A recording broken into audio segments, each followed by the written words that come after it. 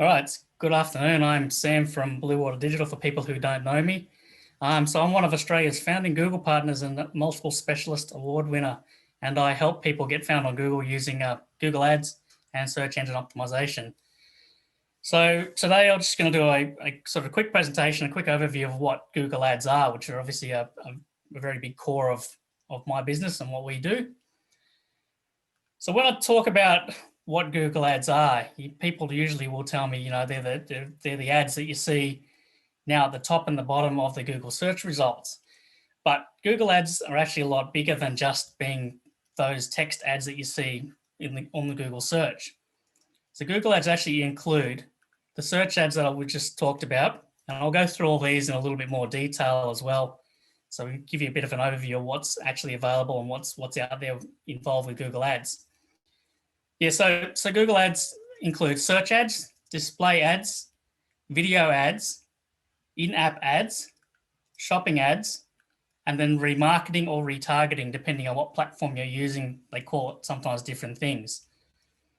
So I'll go into a little bit of detail about what search ads are. So they're the more traditional ads that you'll see on Google, and this is what people tend to attribute what Google Ads actually are. So when somebody comes along, they've got an idea in their mind, and that they're searching for something on Google. For example, this one, tree removal Blue Mountains. You get the search results there. If there's a lot of competition, which there is in this particular industry, you get around 4 search results at the top, which are ads, then the map listing, then the organic search results, followed by about another 3 ads on the bottom of the search result page. That's when it's full and when there's plenty of competition. So a breakdown of what the Google ads look like. So if we look at the top ads for Dixon Trees, which is one of my clients, you'll see that the ad sort of dominates as much space as we possibly can. We've got the obviously it's all bolded with the heading and the various keywords that have been typed into the search sort of pop out at you. We've also included the phone number up in the top right, and there's a thing called site links down the bottom, which can take you directly to other ones of their products that these guys offer, the other services that these guys offer, which helps with relevancy and helps with the search result. On a mobile device, it looks slightly different. So on a mobile device, you can actually dominate the screen even more because we're working with a much smaller screen. And the same thing here, you'll see the site links in below it, and you'll also see the call extension at the very bottom, where you can actually click directly from your smartphone to make the call directly to their business. So the advantage of obviously of a mobile Google ad is it takes up so much real estate on the little screen. So included in the Google search ads is another extension that can be used called Google Map extensions or Google Location extensions, which you'll see there's for the results for Sydney Plumbing. You'll see there's 2 ads on the left-hand side. So these are actually part of the Google search network as well, and they're called location extensions. So you can get your map listing actually listed on there as well. And this works very well for people who obviously have service-based businesses and for search results that use like the near me and location type parameters. So moving on to what Google display ads are. So Google display ads are little graphical ads that display type images that you see on other people's websites. So for example, this one's a banner that's running across the top of a news page, as well as you might see them in the middle of the page or on the right-hand side or any other sidebar. So the way that these work is that the website developer has opted into the Google Ad Network to be able to display their various ads on their website and make a little bit of money if people click through them. They get to choose where the ads get positioned and sort of what works with the aesthetics of the website, if it works for the website. The advantage of the Google Display Network is it reaches around 90% of the internet users across the world. And that's something along the lines of 60% of websites have Google AdSense built into them somewhere along the lines. So it's got a really, really massive network. And there's very specific ways of using the Google Display Network. It's predominantly really good for branding for businesses, but I'll get into a little bit later, I'll get into sort of how I would recommend more for small businesses would use the Google Display Network to their advantage. So moving on from the Google Display Network, this obviously works a lot better in person, but you know, what is the largest the second largest search engine in the world? It's actually YouTube.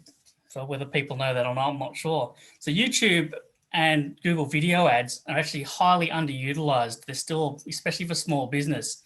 We're seeing a little bit more of a push from some of the corporate people like that, thinking that video is quite expensive. But video can actually be quite cost effective, and it can give you quite a big reach depending on your clients. Video ads can be also used for remarketing, which I'll talk about a little bit later. And once again, they're very underutilized for this purpose.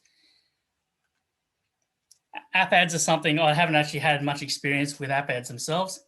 We'll just briefly touch on this, but app ads are designed for if you do have an app and you want to promote it, it can help promote app installs through the Google Play Network and through the iOS store as well, mind you, it's not just Google. So through Google and through Apple. Or it can also be used to promote people to come back to your app. So people who have already got the app installed, it can help sort of promote people to come back to using your app, more engagement. So the next one is Google Shopping Ads. And this is not how we search for mountain bike wheels. This is just a good example that I thought I would use. The shopping ads are the ads that we see on the right-hand side. And the advantage of shopping ads is they're very visual, and they give the searcher all the information they need before they actually click through. If they don't click through, it doesn't cost you anything. It's what they call an impression when your ad gets shown, but you don't actually get charged until somebody actually clicks through. So from there, you can see, you know, actually I'll move on to my next one, sorry. So this is the search results basically came from my son's search history for some shoes that he was looking for. So very specifically, he knows exactly what he was looking for. And from the Google Shopping ads, which you can see underneath on this result, you can see some various colors. You see the picture of what the product is. You can see the price. You can see who's selling it, as well as you can see the number of reviews of that particular product. So from there, you can pretty much make up your mind on whether you're interested in the product, whether you want to click through for more information, or even whether you want to buy it from there. And like I said earlier, if you don't click through, that doesn't cost the advertisers any money. So these are quite effective for when you're selling, you know, physical products and e-commerce type products. Yeah. And Sam, can I ask just to clarify, Sam, same with the Google, the normal search ads, which everyone's more familiar with. You don't unless someone clicks onto that ad. Is that correct? So Google ads are all pay per click. There is a few other sort of variations on that, but they're predominantly pay per click advertising. So unless somebody clicks, it doesn't cost you money. Yep. So moving on to the very last form of Google ads, and this is where video ads can also kick in very nicely as well. So this is remarketing ads or retargeting, depending on what platform you're on, and you can do this on Facebook with Facebook ads as well. So this is basically where somebody comes into your website, whether that's through paid ads or through search engine optimization or through any other source, referral websites, anything that doesn't matter. So long as they land on your website, there's a tracking cookie that's installed, which means that you can then show them ads as they browse around other parts of the internet, Facebook, and including YouTube, which is where the video ads kick in. These are also still extremely underutilized, and yet we have all experienced remarketing ads. So that's obviously when you go to a website, you're looking at something, you might put something in your cart, for example, and all of a sudden, you know, this one's on Facebook, for example.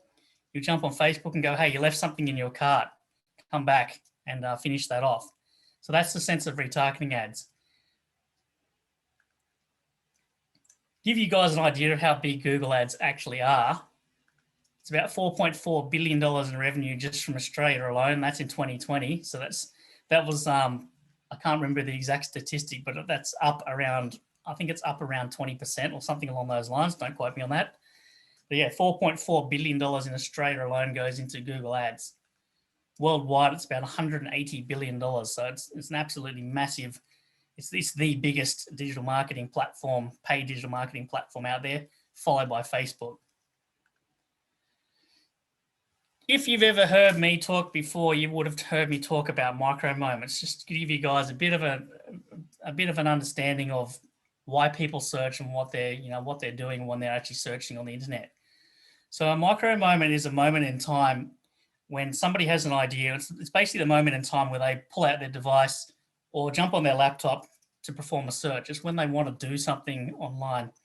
And it's a moment in time where they need or are thinking about your product and service. So why are your customers searching?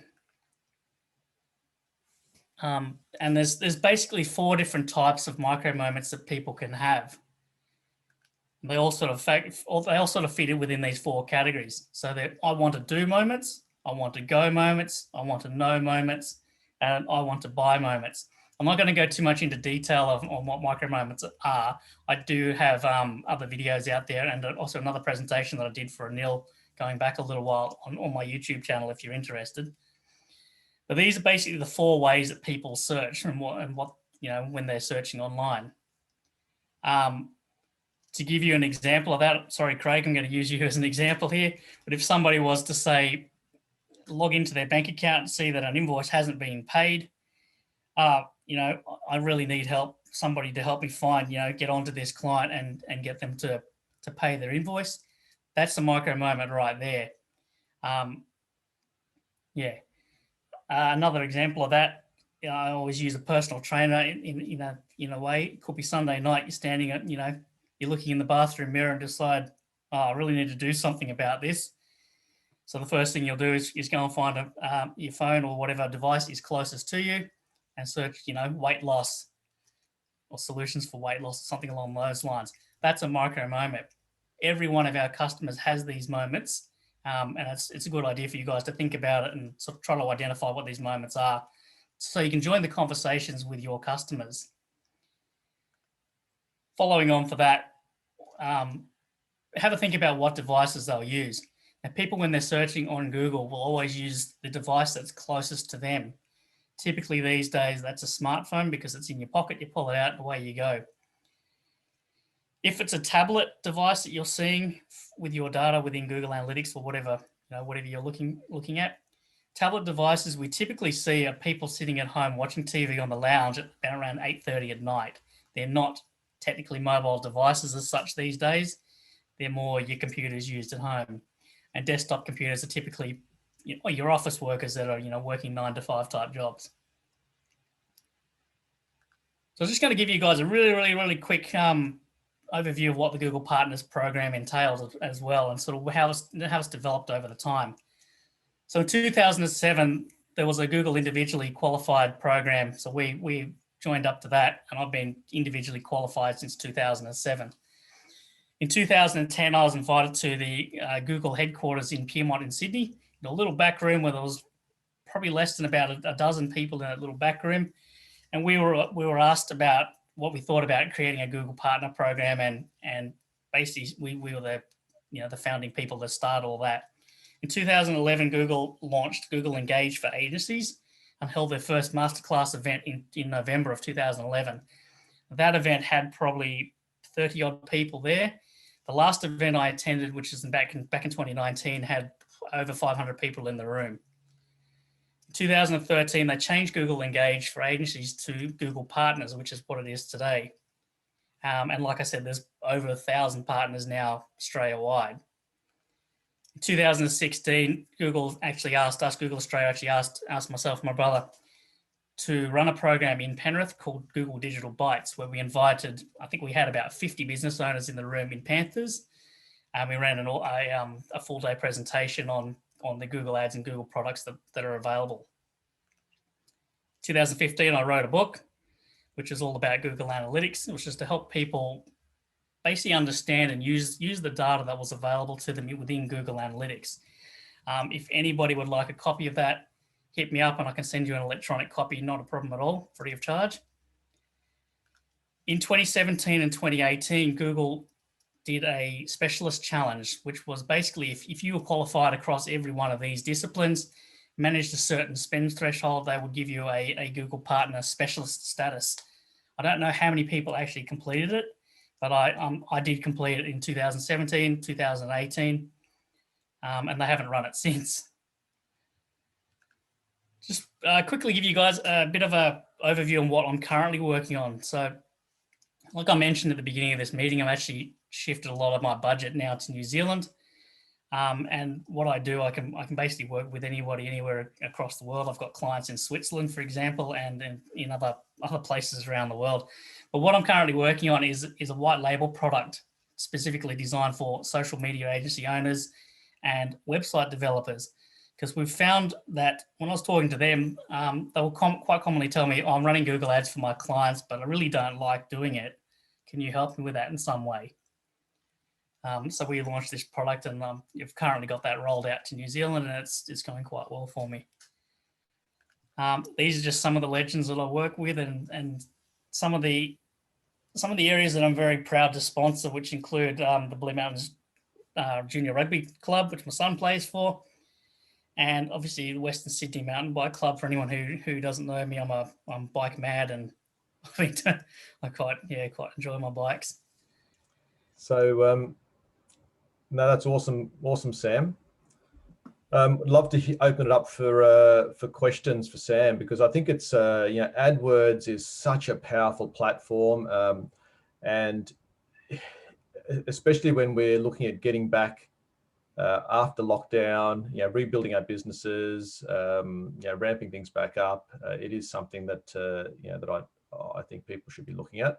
Can I ask who here has actually run AdWords campaigns in the past, or they may be currently, besides you, Sam? Feel free to unmute yourself, guys.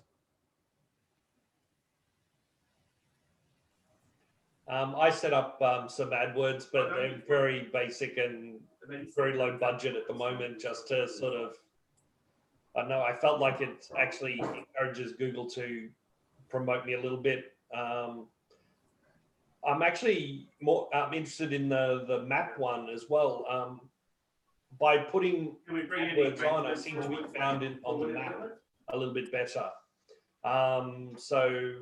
Which, because I'm the only one out this way for patents and trademarks, it's actually quite a stark sort of isolated one with my name actually on the map. So I am curious as to how that actually came about when I was doing this.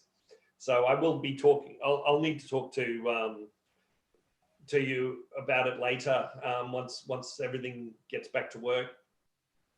So Sam, just to clarify there, and I know Shelley wanted to say something as well, but with all of these listings, whether it's organic search results, whether it's Google AdWords, the map listings are the same, aren't they? You can appear there organically without paying for it by working on your SEO and working on your getting reviews, and I'm sure there's a whole range of things that people can do there, and that's a topic for another session.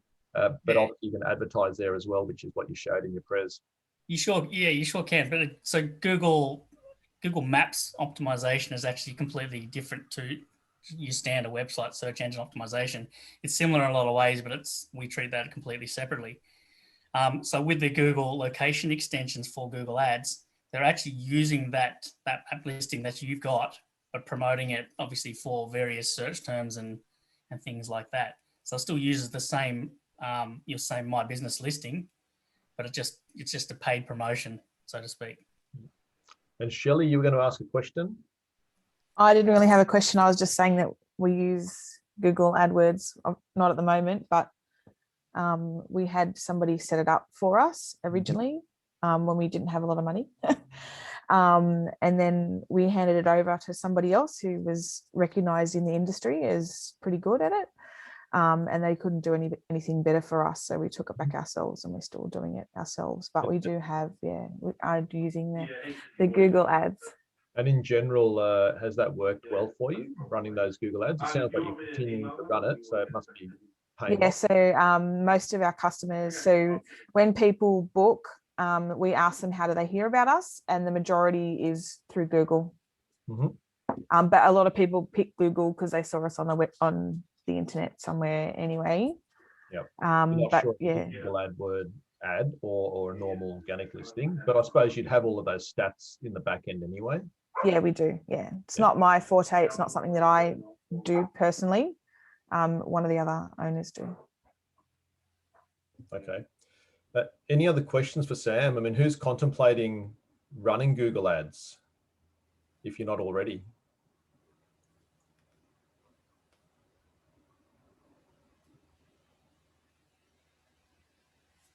No one? Crickets?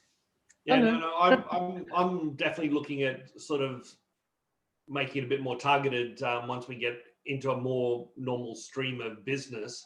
Yeah. I've just been putting it off while this lockdowns and everything's been going on, and Yeah. I just don't have time to do it justice. Yeah, Susan, you were going to say, you put your hand up as well. You're thinking of doing something? Yeah, definitely interested. And I guess carrying on from last caller, sorry, Anthony. You know, how much time does it take for the business owner in the process if you're helping them to set something like this up? Obviously, Sam, you'd be doing a lot of diagnosis of keywords and things like that. But you know, one of the things you mentioned was the micro moments and identifying that. So I'm a bit curious to hear more about, you know, what sort of process you go through, I guess, if we have time for that, Annette. Yeah, let's do that. Last wrap up, then answer, Sam. Do you want to just I explain? figured out how to unshare my screen. There it is. Just unshare. How do I just unshare my screen so we go back to the thing? Yeah, so that's all. Working out the micro moments and sort of the psychology of your customers is all obviously part of the onboarding process, to get a really good idea of how we're going to target and you know who we're going to target and where we're going to target and everything that goes with it.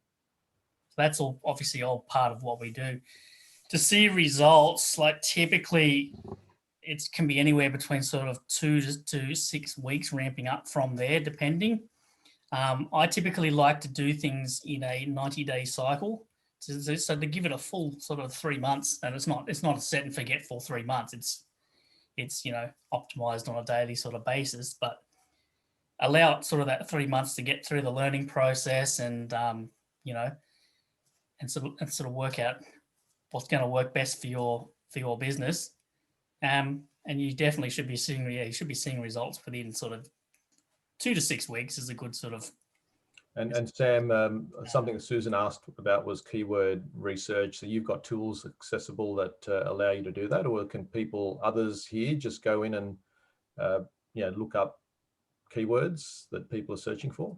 Yeah, there's tons of tools out there on the internet. Obviously, within the Google Ads system, there is keyword research tools as well that we use.